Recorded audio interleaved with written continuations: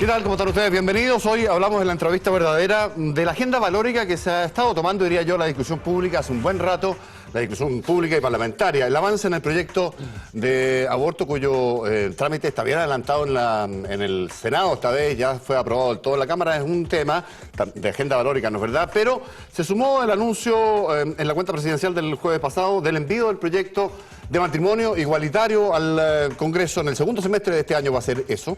Y además el avance que está teniendo el proyecto finalmente, después de 4 años, el proyecto de identidad de género, que hoy tuvo una importante votación en el Senado, por donde entró, por esa Cámara entró el trámite de este proyecto. Se votó una parte hoy día, seguramente va a seguir mañana esa votación. Son temas estos últimos dos que vamos a conversar hoy con nuestro invitado, con Luis Larraín. Luis, ¿cómo estás? Bienvenido, gracias por estar, que hasta hace unas 6 meses atrás eras cabeza visible del movimiento de la Fundación Iguales, digamos, y que dejaste eso para ser candidato a diputado por el distrito 10, famoso, grande ahora, con 6 comunas, que es Santiago, Providencia, Ñuñoa, Macul, San Joaquín y La Granja, creo. Bienvenido, Luis, de nuevo. Gracias por acompañarnos. Partamos por este último tema. Yo te entrevisté, me recuerdo, en marzo, y estabas de precandidato a diputado por el distrito 10. ¿En qué está eso, Luis? Bueno, sigo de precandidato porque la inscripción oficial es el 21 de agosto. Sí. Pero estoy trabajando con mucha fuerza, visitando todas las comunas, todos los barrios del distrito, reclutando equipos, averiguando, haciendo encuestas, en fin, todo lo que... Haciendo calle. Tú has apoyado por el movimiento Ciudadanos, que trató y hasta ahora fracasó en el intento de transformarse en partido político, ordenó el CERVEL su disolución y hay una apelación pendiente en el Tricel respecto de eso. ¿Tú vas a esperar ese fallo y vas a postular por Ciudadanos, sé que se convierte en partido, y si no, qué escenario se abre? ¿Cómo afecta ese tema a tu candidatura? Sí, bueno, la idea es esperar el fallo del Tricel, que sesiona solamente los martes, por lo tanto podría producirse en un buen rato. La próxima semana, podría ser el martes 13 o el martes 20, así que ahí estamos esperando. Okay. A mí me interesa ser parte de un proyecto colectivo de centro, liberal, reformista, que no sea ni la derecha ultraconservadora que vemos, que salvo algunas personas muy puntuales es un conglomerado que no quiere cambios, que se opone a las libertades individuales. Si el Tricel mantiene la decisión del CERVEL y disuelve finalmente Ciudadanos, ¿qué escenario enfrentas? ¿Vas de independiente igual o repiensas tu candidatura? Yo creo que uno siempre tiene que tener todas las opciones encima de la mesa, pero esta es una candidatura que creo que está aprendiendo. El hecho de que esté acá también lo indica, así que gracias por la invitación. Sí, no, por supuesto. Y tengo muchas ganas de llegar al Congreso para continuar este trabajo de incidencia en temas de diversidad sexual y también para tener un Congreso más representativo y no solamente de hombres blancos, heterosexuales, santiaguinos, católicos, etcétera, que es lo que prima en el Congreso. El perfil del Congreso, pero no en la sociedad. ¿Qué sector político te identifica, Luis? Porque tú formaste parte de la primera campaña presidencial, de la anterior campaña presidencial de Sebastián Piñera, vienes de una familia también bien identificada con la derecha. ¿Sigues siendo de ese sector o estás con matices? Yo, bueno, vengo de un mundo muy de derecha, tanto por mi familia como por mi colegio y mi escuela. Pero la verdad es que he ido transitando de cierta forma. Hoy día me considero una persona de centro. Soy pragmático y, como te decía, no me gusta ni el extremismo ultraconservador ni tampoco la lógica de la retroexcavadora. La carrera presidencial está desatada. Te pregunto para identificarte eventualmente políticamente. Si yo te preguntara con qué candidato de los que están en carrera presidencial tú sientes mayor sintonía, ¿tú qué me respondes? La verdad, con ninguno. O sea, ¿qué candidato liberal reformista hay hoy día? Ninguno. Hay candidatos conservadores, hay candidatos de izquierda que no creen tanto en la libertad y quieren refundar Chile. Yo siento que hay un abandono del centro. ¿Y te has alejado de la lógica de Sebastián Piñera?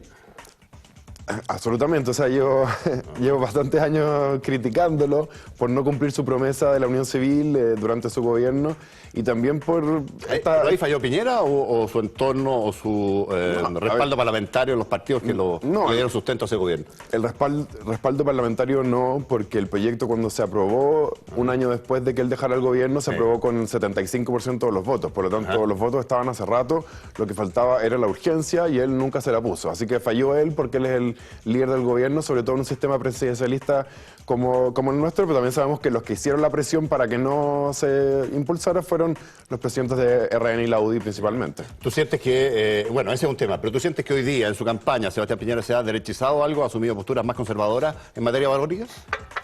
Yo siento que sí, sobre todo en la lógica, uno, de voto voluntario, que no había el 2009, y dos, de primaria, que hace que los candidatos vayan a movilizar al voto duro. Así Está que, dándole a su electorado, a la derecha, Piñera. No es que esté más conservador, dices tú. A ver, es muy difícil que una persona a los 60 años se ponga en unos años más conservados. Yo creo que esto es estrategia electoral en parte, y en parte porque sabe que su coalición no le aguanta ir más allá, y él lo vivió en su gobierno anterior, donde el RN y la UDI le hicieron escándalos por cualquier mención a este tema. Oye, vámonos a los temas que yo decía... Lo lamentable es que él le haga caso. Sí, vámonos a los temas que yo decía que están marcando la agenda en materia valórica. Hoy se votó una parte en el Senado del proyecto de ley que da reconocimiento y protección a la identidad de género después de un largo proceso, Luis, de estar ahí durmiendo, diría yo, 4 años. Y se inicia el trámite legislativo finalmente, después de muchas postergaciones. ¿Qué pasó con esa votación hoy día, Luis? Se votó poquito, entiendo que alcanzó a votarse los primeros artículos nomás. Sí, se votaron los primeros artículos, pero hasta ahora va bien porque se respetó la definición de identidad de género que estaba en el proyecto. Quizás es bueno recordar. Hacer un poco de pedagogía me parece muy interesante en este tema, Luis, porque la identidad de género es una definición que tiene que ver con cómo vive una persona su sexualidad, su vida, cómo se comporta, mucho más que ser o no homosexual, que no tiene nada que ver con eso. No tiene nada que ver. Hay personas trans que son heterosexuales y personas trans que son gays o lesbianas.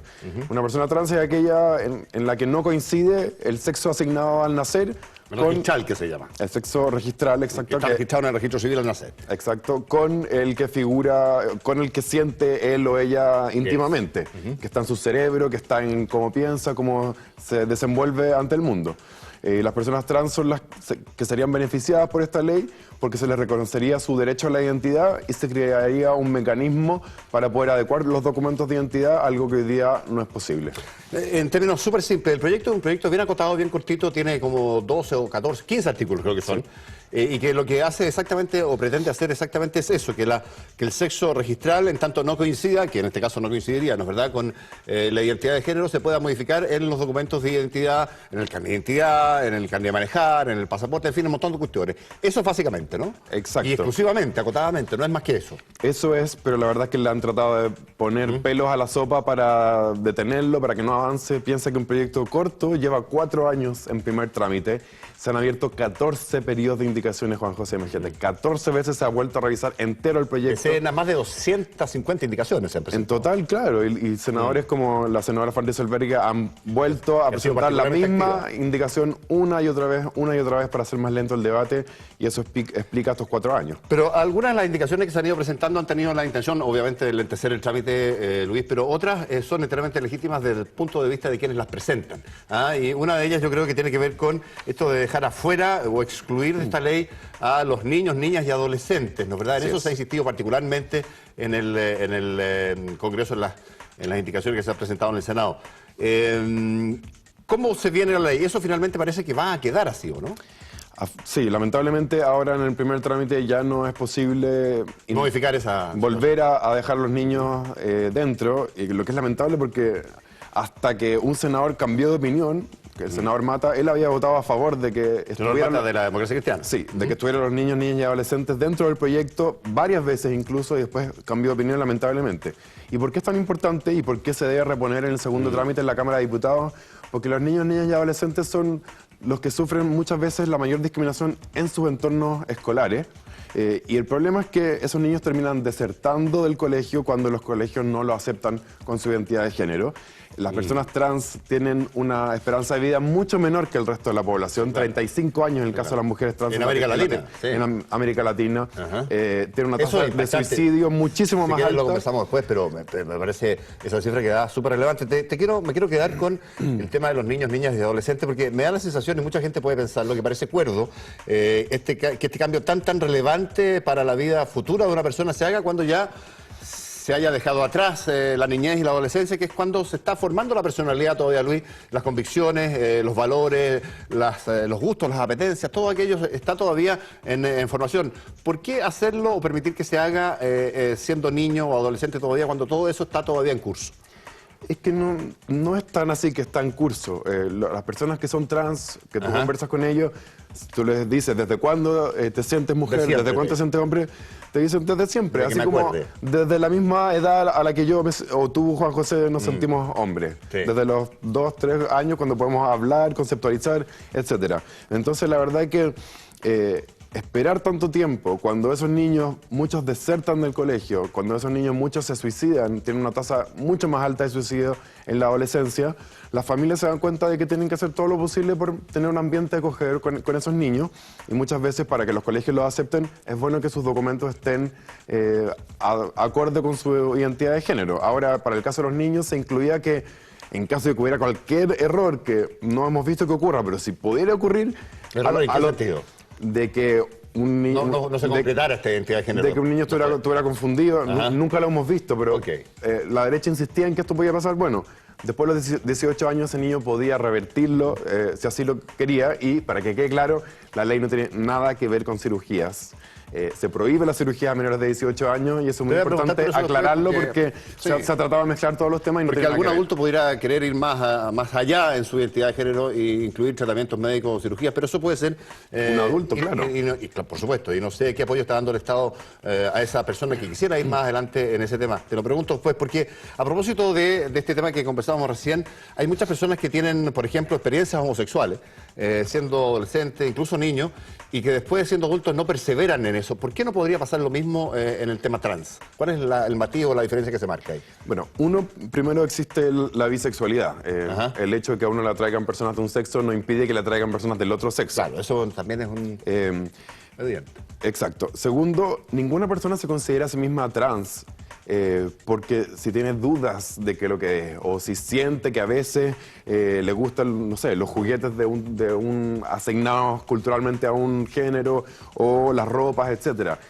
Cuando tú conversas con papás de niños trans, te dicen que desde que hablan sus niños, su hijo, su hija, desde los 2 años, a lo largo de los años, a lo largo de 2, 3, 4, 5, 6, 8, 10 años, constantemente sus hijos manifiestan una identidad de género contraria. Ahora, también existen niños que hoy día se habla de género fluido, también se habla de personas queer, que son aquellas personas que no se identifican completamente con un sexo, porque esto no es binario tampoco. Así como existe la bisexualidad, esto es un espectro, y también puede haber unas personas que... tengan algo y algo. Claro, y he conversado con papás de niños que están en esa situación. ¿Cómo se explica? Y ellos no quieren catalogar ni lo uno ni lo otro, simplemente quieren que el colegio se adapte al niño y que no lo discriminen y que la ley también lo Siguiendo proteja. Con hacer un poco pedagogía en este tema, Luis, ¿cómo se explica esta disonancia entre lo fisiológico, físico de un sexo con respecto de la vida psicológica o conductual de una persona que es trans? Bueno, esto ocurre desde siempre en las más antiguas civilizaciones, incluso en nuestros pueblos originarios. Muchas veces los machi, por ejemplo, tenían este rol de unir a ambos sexos. Muchos de los machis históricamente eran personas trans. Por lo tanto, esto es algo que siempre ha existido y que la ciencia recién empieza a investigar hace muy poco tiempo. No hay una conclusión de por qué ocurre, porque hay una disonancia muy desafortunada para la vida de la persona que sufre esta condición. O sea, claramente como es hoy la sociedad, es una mala suerte ser trans, pero no debería por qué serlo. Lo mismo con la homosexualidad. Hoy día tus tasas de suicidio, de depresión aumentan enormemente, pero es algo que siempre ha existido que no tendría por qué ser. La sociedad es la que lo transforma un problema. Para otras épocas o para otras culturas se ha visto como algo místico, mágico ser trans, pero no tiene ningún problema en sí mismo. Y el problema es que nuestra sociedad es binaria, como que no le gustan los grises.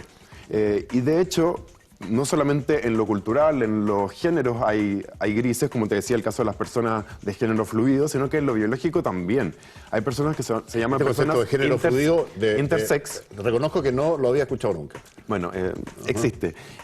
Hay personas que se llaman personas intersex, intersexuales, que nacen biológicamente con genitales que no corresponden ni al 100%, digamos, al estándar femenino ni masculino. ¿Eso no es hermafrodita como se conocía? ¿Es más o menos el equivalente? Es eso, ¿Ya? esa palabra no se usa Está mucho bien, hoy, pero es el equivalente a lo que uno puede entender como exacto, y con esos niños muchas veces, por esta obsesión binaria de la sociedad, los médicos toman decisiones de transformarlos en niñas y cortarle lo que tenga. Genital masculino. Exacto, y eso es tremendamente vulneratorio de sus derechos humanos y muchas veces esos niños cuando crecen manifiestan una identidad de género que no coincide con lo que ese médico decidió. Así que la naturaleza no es binaria, en todas las especies animales, vegetales, vemos cosas que se apartan del binario y por lo tanto esto es lo más natural que existe. El problema es la sociedad que está obsesionada con lo binario. Ahora, volviendo al proyecto, Luis, este cambio de sexo y de nombre, que es lo que se contempla en el proyecto, ¿es por una vez o la persona adulta puede también arrepentirse y volver a su identidad original? No, una persona adulta no puede hacerlo. Eso está pensado para que realmente sea una persona que está segura que es trans y no alguien que tenga dudas. Es un cambio definitivo. En definitivo, solo en el caso de los niños se permitía que lo revirtieran por esto de que decían que los papás lo podrían influir, que el niño podría estar confundido. No es lo que nosotros hemos visto habitualmente, pero se dejó así por si acaso. ¿Y qué requisitos se le pone en el proyecto para quienes quieran cambiar sexo y nombre? ¿La simple expresión de voluntad de querer hacerlo, Luis, o algo más? Bueno, eso es algo que se discutió mucho durante el proyecto. La senadora Van Rysselberghe quería patologizar lo más posible, es decir, pedir exámenes médicos, pedir informes psiquiátricos. Nosotros nos oponíamos porque la verdad es que... Que de alguna forma avisaran esto es realmente así. Digamos. Es que claro, ¿por qué un psiquiatra que te ve una vez, solo por el hecho de ser psiquiatra, va a tener más autoridad para definir la identidad de género de una persona que la propia persona, que es la que mejor se conoce a sí misma? Y bueno, se introdujo en el caso de los niños estos exámenes, pero después se eliminaron a los niños. Entonces, eso quedó fuera temporalmente del proyecto. Nosotros esperamos volver a incluir a los niños y no que haya exámenes para certificar nada, pero que sí, ojalá haya un acompañamiento por parte del Estado psicológico a las familias que muchas veces, la mayoría de las veces, no conocen este tema, no tienen idea, ni sus comunidades escolares, ni de salud, no saben cómo tratarlo. Creo que el Estado se debería hacer cargo ahí. Ahora, yo me imagino que para las personas trans, lo conversábamos hace un rato, esto es un paso relevante, pero ¿qué pasa con quienes pretenden cambiar también su físico? No solo vestirse como del sexo con el cual son identitarios como género, no solo tener un carnet de identidad que lo diga, sino que avanzar en lo físico, eventualmente en tratamientos médicos, en cirugía. ¿Qué realidad se vive hoy día respecto de aquello? ¿Qué apoyo hay de parte del Estado a esas personas hoy día? Bueno, las mayores de 18 años pueden hacerse intervenciones quirúrgicas. Muchos de ellos lo hacen, otros no quieren hacerlo y la verdad es que es muy válido porque a nadie se le puede obligar a que mutilen su cuerpo. Ajá. De hecho, no, por supuesto, eso, obviamente. Claro, por supuesto, pero lo que ocurre hoy en la actualidad es que como no existe esta ley, solamente está la ley de cambio de nombre y algunos jueces han autorizado cambios de sexo registral, pero muchas veces exigiendo que haya habido el cambio de nombre una actual cirugía. se permite, entiendo yo, Luis, por cambiar un nombre que te denosta, que no te gusta, que te parece Exacto. ofensivo, que te provoca Pero problemas en la vida cotidiana. Exacto. Pero no cambiar el sexo registral. No, pero como es lo único que hay, muchas personas con buenos abogados han logrado litigar y que se les cambie su sexo. Algunos jueces acceden, otros no. Algunos acceden después de exámenes muy invasivos en el servicio médico legal, algunos exigen cirugía, entonces hay un vacío legal en este minuto. Y bueno, después de los 18 cualquiera puede hacerlo. El Estado de Chile hoy día tiene unos pocos hospitales, por ejemplo el hospital de Talcahuano, el hospital de Valparaíso, donde las personas... ¿Qué se hace ahí? Ahí se hacen cirugías de reasignación sexual, de hecho hay... ¿Esto es pagado por el Estado o cómo? Sí, es pagado por el Estado, pero hay una muy larga lista de espera. De hecho, estos médicos chilenos han sido bastante pioneros. De hecho, personas de Argentina, de otros países vienen a Chile a operarse, pero claramente no cubren la demanda, por un lado. Porque bueno, pero eso le pasa a un montón de cosas en Chile. Claro, no sé, pero en todo Chile solamente hay dos lugares. ¿Talcahuano? ¿Y? Sí, y en la quinta región. Ya. Entonces hay mucha lista de espera y el problema es que muchas personas trans, más allá de la cirugía, que algunos la quieren y otros no, sí requieren un acompañamiento en cuanto a tratamientos hormonales, por ejemplo. Entonces no solamente la cirugía, y ahí sí se requiere un policlínico que trate, que tenga conocimiento, que trate a las personas trans, que tengan conocimiento de endocrinología, porque la verdad es que también hay mucho tráfico de hormonas, mucho peligro de salud. Hay, bueno, desde muertes por silicona silicona que mujeres trans Mal puesta, claro. se introducen, en fin, hay una precariedad enorme con las personas trans y por eso vemos a tantas mujeres trans en la calle trabajando en el comercio sexual. Vámonos a corte, Luis, a la vuelta hablamos del otro tema que yo mencionaba al comienzo, que es el matrimonio igualitario. Antes, solo para dimensionar el tema trans, ¿qué porcentaje o cantidad de personas son o tienen esa condición hoy día en Chile? No hay cifras oficiales. Lo único que tenemos es la última CACEN, pero que entregó datos muy extraños, como que solamente el 1% de la población es gay o lesbiana, y mostraban un 3% en que no coincidía el sexo con el género, pero para nosotros está bastante mal redactada esa pregunta. En ningún país se ha visto que las personas trans sean más que los gays y las lesbianas, así que no hay muchas cifras. ¿Tú fuiste de los que aplaudió cuando la presidenta el jueves pasado en la cuenta pública anunció el envío en el segundo semestre del proyecto de ley al Congreso, o está un poco molesto porque con ello no se cumplieron evidentemente los plazos y las promesas, que era enviarlo antes, ¿no? Sí, la promesa era enviarlo el primer semestre, lo dijo la presidenta de Nueva York el año pasado ante la Asamblea General de Naciones Unidas, así que hubo sentimientos encontrados, porque por un lado es histórico que por primera vez una presidenta de la República anuncie el matrimonio igualitario en la famosa cuenta pública anual, pero por otro lado ya el primer semestre del último año de gobierno era tarde y denotaba que no había una real intención de aprobarlo, sino que solamente de impulsarlo un poquitito, un poco lo que hizo Piñera con la Unión Civil. Pero ya el segundo semestre, sobre todo habiendo elecciones, significa que se va a presentar en diciembre, va a quedar enero y se acaba el gobierno. Por lo tanto, o sea, ¿tú no tienes expectativa de que termine siendo aprobado este proyecto en este gobierno? No hay absolutamente ninguna posibilidad. ¿Y tú no sientes que es como una suerte de sacar el pizarrón a la derecha, que es bastante más conservadora en estas materias de cara a la elección? Puede cumplir esa función, pero si se estuviera debatiendo en el Congreso, también esa función se cumpliría. Yo creo que se pone justo en el periodo electoral, digamos, a eso me refiero. Claro, pero el periodo electoral, si estuvieran votándolo, quedaría más en evidencia la postura de la derecha.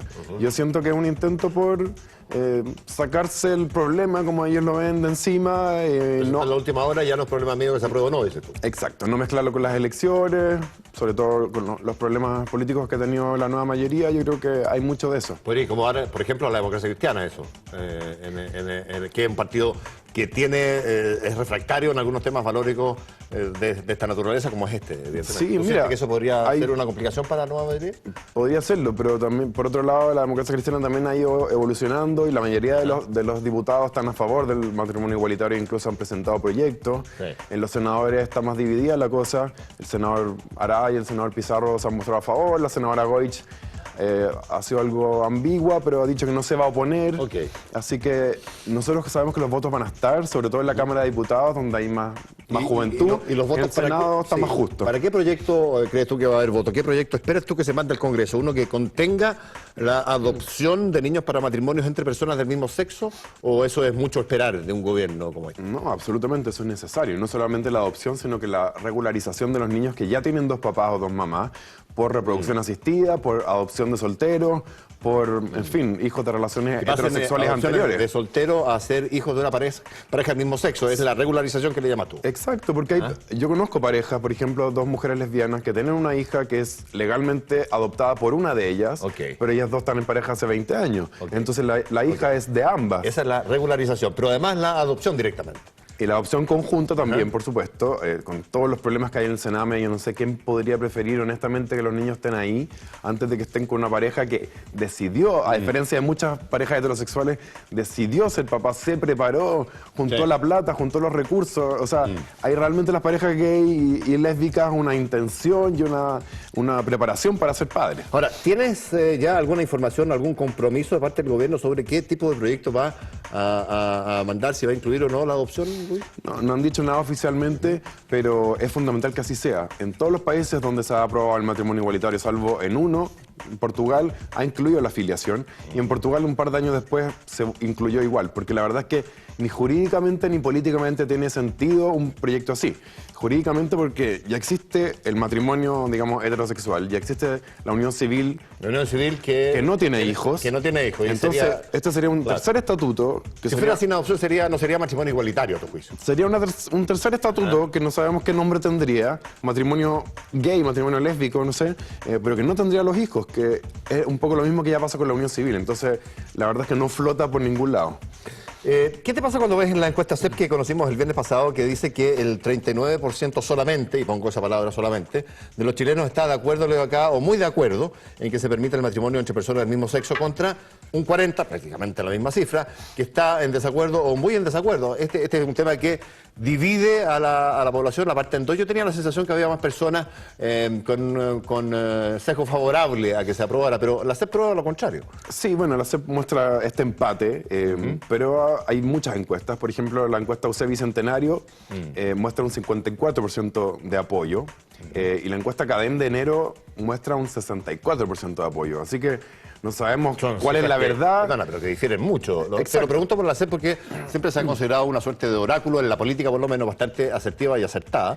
Y en esta materia uno podría pensar lo mismo. A nosotros también nos llamó la atención el resultado de la CEP, pero también siempre la CEP había sido más baja que las otras encuestas. Por ejemplo, el primer número que me acuerdo de la CEP fue un 27%, la primera vez que lo vimos, creo que el 2011. Así que yo creo que habría que sacar un promedio, puede que algunas representen mejor el mundo rural que otras. Lo importante es que más allá de los números, este es un derecho humano, el derecho a la igualdad y no discriminación y el derecho a casarse, a formar una familia, que alguna parte de la población tiene acceso y otra parte de la población no tiene acceso. Yo creo que los derechos humanos, las cifras, las encuestas son importantes políticamente, pero en cuanto al mérito jurídico no es importante. Ahora, pasa algo parecido en la cifra, Luis, cuando se pregunta si una pareja de hombres homosexuales, si debiera tener el mismo derecho, se pregunta, a adoptar a niños que una pareja heterosexual, y un 45% está en desacuerdo o muy en desacuerdo y solo un 34%. Aquí la diferencia se estira, está solo un 34% de acuerdo o muy de acuerdo. ¿Qué reflexión hace respecto de eso? Parece que en ese tema sí falta más camino que transitar en la adopción. Bueno, en general las encuestas muestran que con el tema de los niños, los adultos tienen una especie de miedo, pero que la verdad ese miedo es de los adultos. Los niños no tienen nada que ver con ese miedo. Si tú le preguntas a unos niños de 5 años qué le parece, no sé, que un niño sea negro, que un niño sea judío, o que una pareja sea del mismo o distinto sexo, a lo más les va a sorprender, no sabía que existía, qué bien, pero tú no tienes discursos homofóbicos, ni racistas, ni antisemitas en niños de 5 años, sí lo ves en los adultos. Y Entonces, ese la verdad prejuicio es que, básicamente te lo voy a resumir, a ver si tú me lo contestas, que ser criado por una pareja heterosexual versus una homosexual modifica la personalidad de ese niño hacia adelante, la perjudica, entre comillas. Así es. ¿Cómo respondes a eso? Bueno, creo que lo que hay que mirar es la ciencia y hay un consenso entre la Asociación de Psiquiatras Americanos, de Psicólogos Americanos, de psicoanalistas, de pediatras, de terapeutas, en fin, hay un amplio consenso científico en que no existe ninguna diferencia ni en el rendimiento escolar, ni en lo emocional, afectivo, psicológico de los niños criados por parejas del mismo y de distinto sexo.